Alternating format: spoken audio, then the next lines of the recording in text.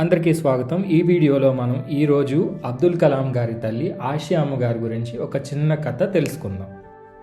అబ్దుల్ కలాం గారి కుటుంబం మధ్యతరగతి కుటుంబం. ఆయన తండ్రి మసీద్ ఇమాన్ మరియు చిన్న వ్యాపారం నిర్వహించేవారు. ఆయన తల్లి ఆసియా అమ్మ ఒక సన్మార్గమైన మరియు సాత్వికమైన మహిళ. ఆమె సోదరులో ఒకరు బ్రిటిష్ బహదూర్ అవార్డును పొందారు. ఆసియా అమ్మగారు ఒక నమ్మకస్తులైన మహమ్మదీయురాలు. ఆమె పద్ధతి ప్రకారం రోజుకు 5 సార్లు నమాజ్ చేస్తూ ప్రార్థనలు చేస్తూ ఉంటారు. ఆమె ముఖం ప్రశాంతంగా మరియు భక్తితో నిండిపోయి ఉంటుంది. కలాం గారి కుటుంబంలో ఉన్న సభ్యులు, ఆయన సోదరులు, తాతలు మరియు మామలు అందరూ ఒకే ఇంట్లో నివసించేవారు.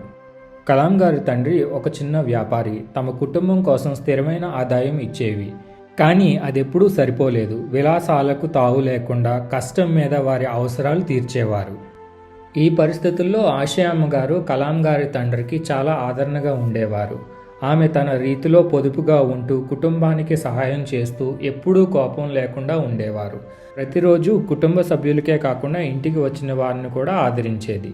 రెండవ ప్రపంచ యుద్ధ సమయంలో ఆహార సరఫరాలు తక్కువగా ఉండేవి. ఆసియా అమ్మగారు మరియు ఆమె తల్లి సరఫరాలు వృధా చేయకుండా చేసుకోవడం ద్వారా కుటుంబానికి తగిన ఆహారం అందించేవారు. ఒకరోజు తల్లి చపాతీలు చేసిందని కలాం గారు ఆనందంగా తిన్నారు. ఆ రోజు రాత్రి ఆయన సోదరుడు ఆయన్ని మందలించారు. ఆ రోజు ఆహారం సరిపోలేదని, ఆయన తల్లి తినడానికి ఆ రోజు ఏమీ లేదన్న నిజాన్ని తెలుసుకున్నారు. ఈ సంఘటన కలాం గారికి ఒక పెద్ద పాఠం నేర్పింది. తన తల్లిపై ప్రేమను తెలియజేసేందుకు తగినంత తిండిని అందించేందుకు బాధ్యతను ఆయన వహించారు. కలాం గారు చదువు కోసం ఇంటిని వదిలి వెళ్లే వరకు తన తల్లికి ఒక చిన్న బిడ్డగా ఉండేవారు. కానీ ఆమె త్యాగం మరియు పద్ధతులను ఎప్పుడూ జ్ఞాపకం చేసుకుంటూనే ఉండేవారు.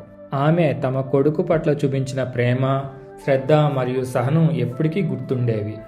ఆమె చూపించిన ప్రేమ మరియు ఆదరణ కలాం గారి జీవితంలో ఒక గొప్ప స్ఫూర్తిగా నిలిచాయి.